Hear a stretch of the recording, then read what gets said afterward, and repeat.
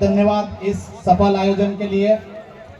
और आप सभी लोगों से मैं निवेदन करना चाहूँगा कि सबसे पहले हमारे महापुरुषों को हम सम्मान देना सीख जाए। और पाताल पानी जो है वो हमारे मालिक की कर्म भूमि है। इस कर्म भूमि को हमें पावन भूमि बनाने के लिए आप सबका सहयोग की आवश्यकता है। यहाँ पर जो कार्यक्रम हुआ है वो इसलिए नहीं हुआ है कि हमको किसी को दिखावा करना है।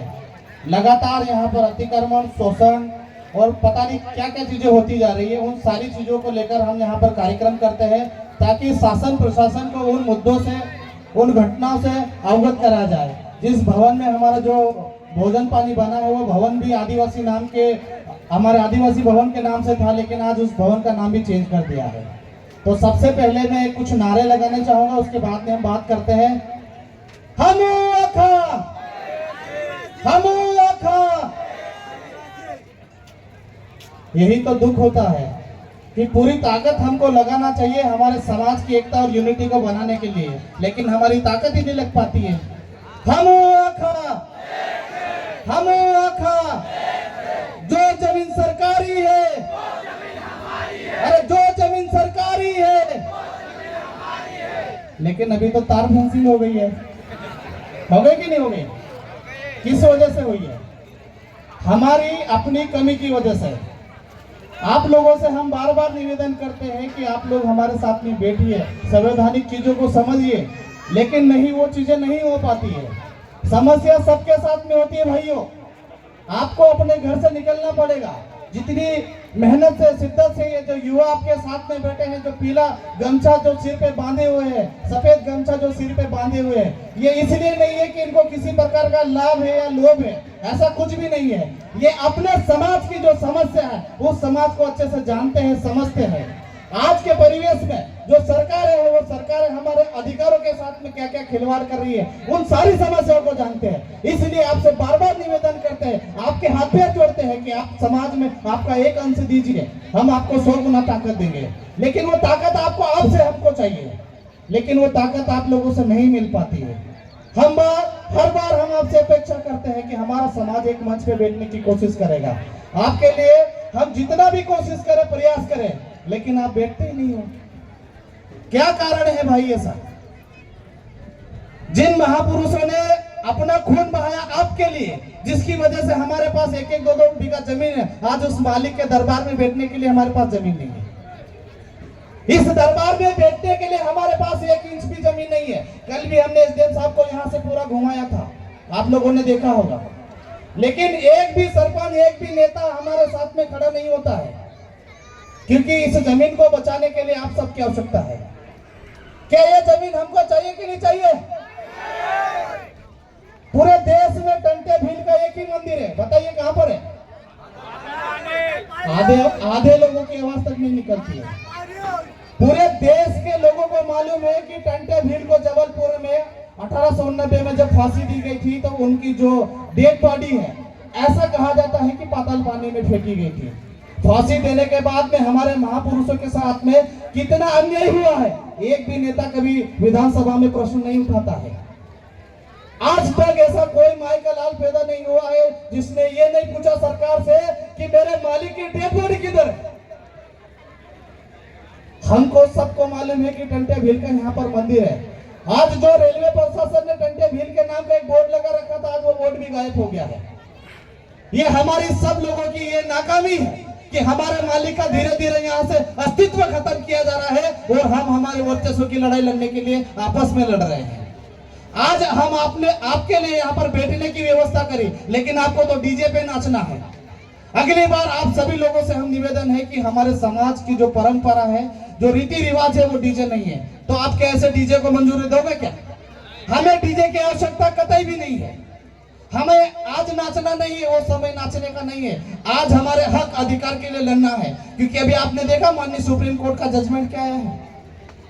हमारे भाई को ये कहा गया है कि वो लखपति बन गया है तो तेरा अधिकार खा रहा है वो, मतलब हमको अब हमारे भाई से लड़ना पड़ेगा। और ये शायद आप लोगों को नहीं मालूम होगी कि इतना बड़ा वर्ग संघर्ष होगा जो दुनिया में कभी भी नहीं हुआ। देश विदेश में कई प्रकार की जो सामाजिक असामाजिक गतिविधियां हुई है, लेकिन हमारे देश में जो गतिविधि होने वाली है वो इतनी भया और इतनी भयंकर है, शायद आपको बांग्लादेश का उदाहरण देख लेना चाहिए। बांग्लादेश में देख लीजिए, वहां पे राष्ट्रपति को भी हटा दिया, सेना ने पूरा अपने हाथ में पूरा कब्जा कर लिया, हजारों की संख्या में लोग मर गए। लेकिन हमारे देश में भी वो स्थिति बहुत जल्दी आने वाली है। जब तक हम हमारी जमीन को बचाए रखेंगे तो हम जिंदा रहेंगे। हमारे पास जो जमीन 1-2 बीघा है वो बचेगी तो हम बचेंगे भाई लोगों, नहीं तो बिल्कुल भी हमारे पास कोई ऑप्शन नहीं है। हमारे आप लोग देख ही रहे हो हमारे भाई बहनों के साथ में क्या क्या क्या चीजें घटना नहीं हो रही है। हम बैठ के व्यवस्थित खाना नहीं खा पा रहे हैं, ये कंडीशन हमारी है। और दुनिया आपको यही बोल रही है कि आदिवासियों को देख लो, इनके लिए कुछ भी कर लो, लेकिन ये खा नहीं पाएंगे। तो हमको शर्म आना चाहिए। आप इतना मतलब कैसे सोच सकते हो और इतना नीचे कैसे जा सकते हो, मुझे ये बिल्कुल भी अच्छा नहीं लगता। अरे हम आपके अपने बच्चे हैं, आपके लिए सारी चीजें करना चाहते हैं, आपके हक अधिकार के लिए लड़ना चाहते हैं, लेकिन आपका भी तो सहयोग चाहिए ना। आपकी जमीन में गड्ढे खोदेंगे, वहां हम सीना ताक के खड़े हो जाएंगे, लेकिन घर से आपको भी तो निकलना पड़ेगा ना। आपके साथ में कोई घटना होती है, आपका बच्चा जेल में जाता है, वहां पर हम पूरा सीना तान के खड़े हो जाएंगे, लेकिन आपके बच्चे को भी तो बोला कि बेटा दारू मत पिए, उल्टे सीधे लोगों के साथ में मत रहे, किसी से मुंह जोड़ी मत करे, किसी से लड़ाई झगड़ा मत करे। आपकी भी तो जिम्मेदारी बनती है कि नहीं बनती है। आज पूरे समाज में मैंने देखा है कि हमारे समाज के जो नव युवक हैं वो कैसी कैसी लत में लगे हुए हैं। हर सिस्टम को थोड़ा ठीक कर ले व्यवस्थित तरीके से। आज का जो युवा है बस वो यही चाहता है कि मेरे पास अच्छी बाइक होना चाहिए, अच्छा मोबाइल होना चाहिए, लेकिन इन सब से हमारे समाज और सोसाइटी को क्या लाभ है। आज जो बच्चे पढ़ते हैं लिखते हैं उनको नौकरी नहीं मिल रही है, जो बेरोजगार है उनको काम नहीं मिल रहा है, जो मजदूर है वो पिकअप में भर भर के जा रहे, कभी एक्सीडेंट हो जाता, कभी उनको बीमा भी नहीं मिलता। ये कंडीशन भाई इसको ठीक करेगा। आज आप सभी युवाओं से निवेदन है कि अगर हर बार की तरह इस बार भी ऐसा हुआ और आप लोगों ने अपनी मनमानी करी तो हम सिर्फ हमारे समाज के बड़े बुजुर्ग और माता बहनों से निवेदन करेंगे।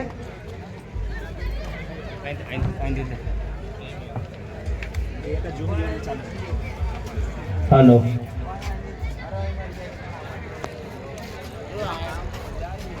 पूरे देश में सबसे ज्यादा किसी आदिवासी युवाओं पर अत्याचार और शोषण होता है तो वो सिर्फ हमारे अपने आदिवासी समाज के युवा हैं। अगर हम प्रतिशत में भी बात करें तो सबसे ज्यादा जेलों में और थानों में अगर ठूसे जाते तो हमारे अपने आदिवासी युवा हैं।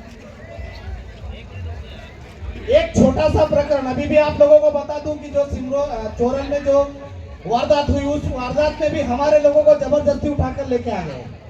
तो आप सभी युवाओं से हम निवेदन करते हैं कि आप लड़ो, अपने हक अधिकार के लिए लड़ो, लेकिन उसके लिए आपको संवैधानिक दायरे में रहना पड़ेगा, पुलिस प्रशासन का सहयोग करना पड़ेगा। हमारे समाज के जो युवा है जो संवैधानिक दायरे में काम करते हैं उनका आपको सहयोग करना पड़ेगा। हमारे जो बड़े बुजुर्ग हैं उनके साथ में आपको ताल मिलाकर रहना पड़ेगा, तभी आप आपके समाज को और सोसाइटी को एक अच्छा मुकाम दे सकते हैं। आज पूरे महू के अंदर में अपना मलेंडी और पिपलिया पंचायत में जो वन विभाग के द्वारा जो जंगल काटा गया उसके लिए किसी ने आवाज नहीं उठाई।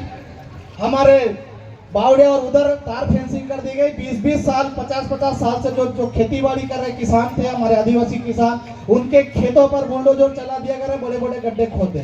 कोई नेता आपके लिए नहीं आएगा, आपको खुद को अपनी लड़ाई लड़ना पड़ेगा। अभी यहाँ पर भी हमने सुना है कि इस जमीन का सर्वे हो गया और ये भी किसी कंपनी को देने वाले हैं। और ऐसे कंडीशन में अगर आप लोगों की ऐसी स्थिति रही और आप बैठने के लिए तैयार नहीं हुए तो बहुत जल्दी हम भी चले जाएंगे और आप भी चले जाओगे, और आने वाली जो हमारी जो नस्लें हैं वो गूंगी बेरी पैदा होगी। ये सोच के रख लो आप, क्योंकि देश में जो कानून बन रहे हैं उस कानून को समझने के लिए हमारे बच्चों का पढ़ना बहुत जरूरी है। अरे आपके लिए जो कोचिंग संस्थान हम लोगों ने खोली वो भी बंद हो जाती है क्योंकि आप अपने बच्चों को पढ़ाना नहीं चाहते।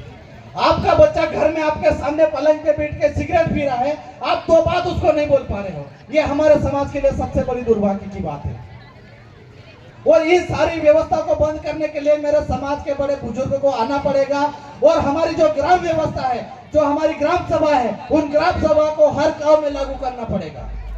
नहीं तो पुलिस वाले भी वही करेंगे जो आज हो रहा है, किसी भी केस में कभी भी आपको उठा के लेके जा सकते हैं, आपके लिए कोई आवाज नहीं उठाएगा।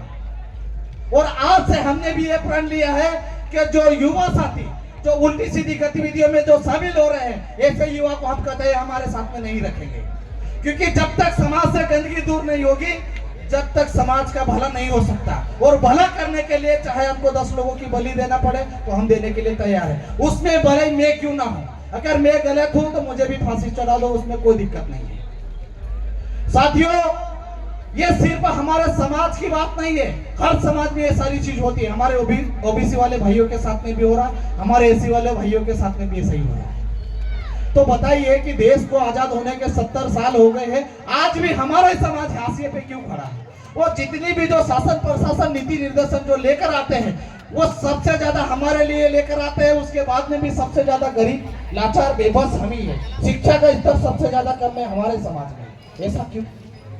क्योंकि इसका रीजन ये देखता कि सामने 10 डीजे खड़े हैं आपके लिए, यहाँ पर आपको बोलने के लिए, आपकी समस्या को समझाने के लिए, आपको समाज को, आपके समाज को उस समस्या को अवगत कराने के लिए ये खुला मंच था। लेकिन यहाँ बोलने के लिए आपके पास समय नहीं है, नाचने के लिए समय है, दारू पीने के लिए समय है।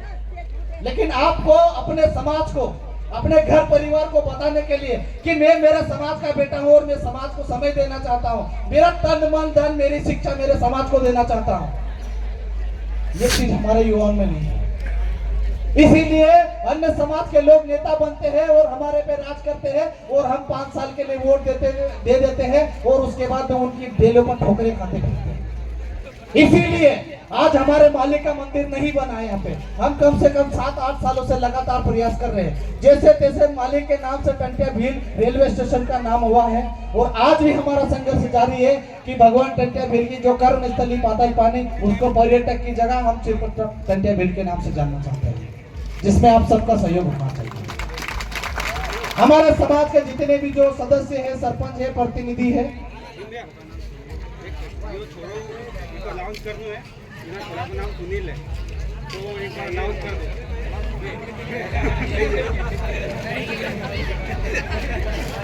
देखिए, मिल गया है बच्चा, बहुत बहुत धन्यवाद भाई आप लोगों का, बच्चों को व्यवस्थित लेकर आ गए। और शायद ऐसा ही किसी और एक छोटा सा बच्चा है जो वहाँ पर जो खाने पीने की घुमटी लगी वो पे वहाँ पर रो रहा था, शायद किसी का मिला या ना मिला, आप लोग जाके एक बार देख लीजिएगा।